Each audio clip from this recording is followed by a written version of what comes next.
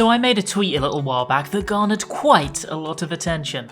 Usually when I wake up and see a million Twitter notifications, I get a little twinge of fear at the prospect of actually needing to reply to people. But this one was a bunch of people agreeing with me?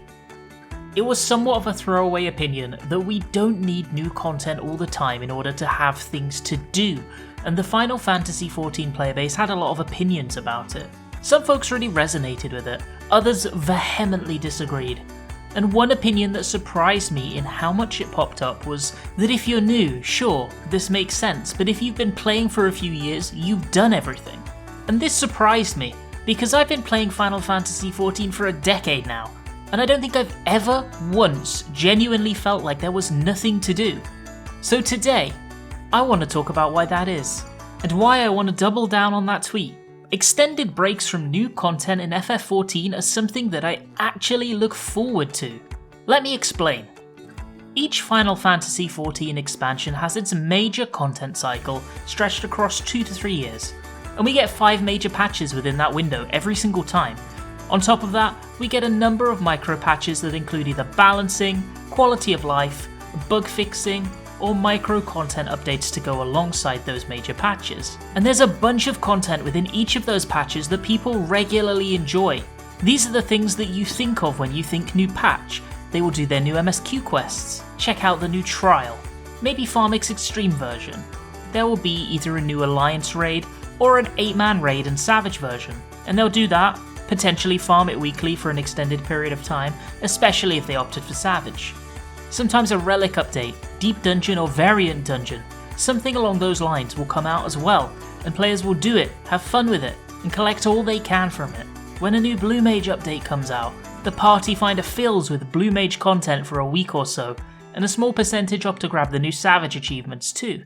But one trap I feel a lot of FF14 players fall into is mistaking the main content in any given patch as the only content in that patch, which is just plain wrong. There are tons of supplemental, smaller scale pieces of side content released in every single patch. There are updates to non-combat jobs, and paths with additional goals to chase, older content getting new rewards backfilled, like how older dungeons have been receiving new Orchestrion role drops slowly for a few years now, and a bunch of different achievements to work towards for all types of aspirations and dedication levels. They often get left by the wayside with all the hype for the big new shiny things, and the vast majority of players just never come back to most of them. That's totally okay. Depending on your playing schedule and availability, it's possible, and even likely, that you'll just never get around to them. There's not enough time in the week, but it exists, and it's there should you ever want to play, and you're already done with all the brand new, sparkly headline things. For me, I look forward to this 6+ month downtime as a chance to catch up on some of those, and to try aspects of FF14 I didn't get to invest as much in previously. At the end of Heavensward, I spent a lot of time getting into the endgame of crafting and gathering, as well as making guild from them. I'm really glad I did that, because I got to deeply experience the Disciple of Hand and land jobs at arguably their most complex. I had a good time, made some friends, and made a couple of 100 million gil in the process. I also expanded my horizons, from being a regen healer one-trick to learning tank and DPS in Extreme Trials and Savage, picking up Warrior, Dragoon and Black Mage. In Stormblood, I took a bit of a break from the game and played other titles, and that in itself is valid too.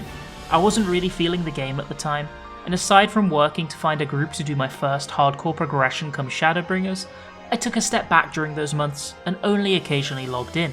When Shadowbringers was nearing its end, I got a little obsessed with Bozja.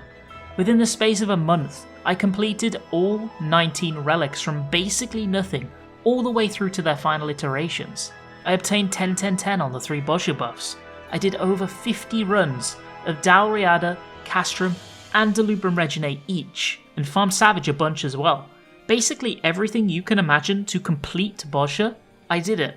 Then, I really wanted the new Triple Triad card, but I'd never played the minigame at all, so I went on a little binge and collected them all. I also helped a bunch of stream viewers and friends clear ultimates, and I got to play a number of new jobs I hadn't properly dipped my toes into before. I did my sightseeing log too, and that was a nice little way to see off all the zones I'd spent so much time in. And now, Endwalker is nearing its end. and I'm looking forward to catching up on those goals I missed. I soloed Palace of the Dead, after meaning to do so for literal years, finally grabbing the Necromancer title. I've been working on and off on Big Fish, and I'm hoping to get it and maybe even the new title, Final Fish, before Dawntrail.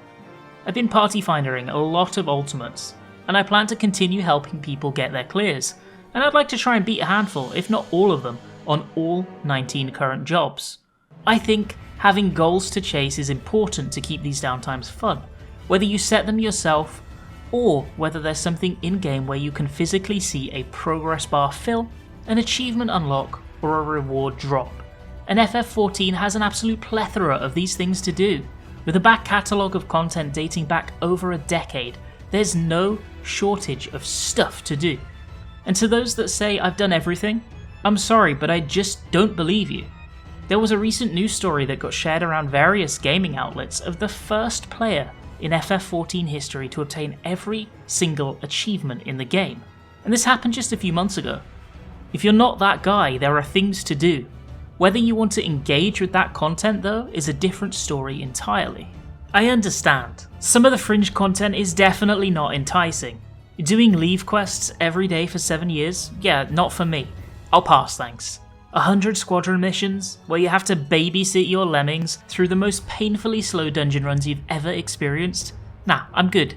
But for every achievement that's just a boring slog, there are a bunch that have you delve into and enjoy parts of the game you haven't before, get you together with your friends, or provide you the perfect way to mindlessly press buttons while in a Discord call.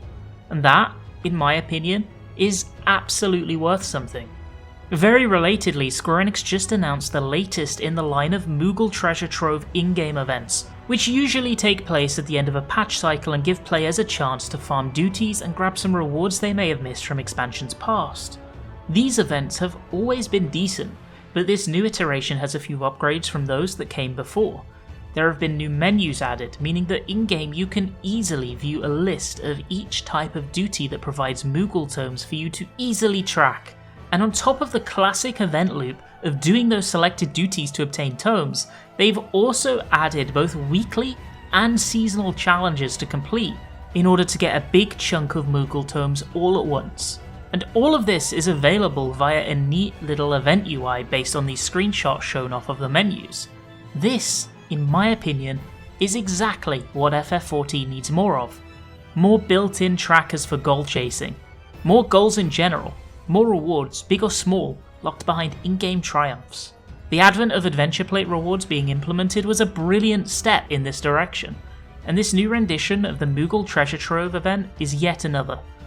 I think a lot of the issue that people have with finding things to do that aren't shoved in their faces is the fact that it isn't presented to them in a nice, clean, easily digestible format, and hopefully in Dawntrail, we'll continue to see more progress made on this front, because it's clearly somewhat acknowledged by the small steps we've seen recently. So in summary, I feel like those saying they're completely out of content to do just aren't interested in, or haven't thought to engage with the content they didn't get around to doing yet. And to those people, I want to say that you should give it a go. You might find a new outlet of enjoyment, something new to pursue. And if not, hey, Steam sales happen pretty regularly. Grab something else to keep you busy for the next few months. It's okay to take a break if you're burnt out. I think Final Fantasy XIV is what you make of it, largely. And sometimes you need to find something entertaining to do, rather than it being thrust directly in front of you. And for me, I always look forward to these downtimes because it gives me the chance to pick and choose something new to enjoy. So what I want to ask you today is how you feel about this. Are you just done until the next expansion after the release of the 0.55 patch? If you'll still be playing in the run up to the launch of Dawntrail, what are you going to be doing? What goals will you set? I'd love to know how other players are planning on filling their game time. Maybe I can find something new to try based on your recommendations too. That would be nice. Thank you so much for watching, and I'll see you next week with another video. Have a fantastic rest of your days.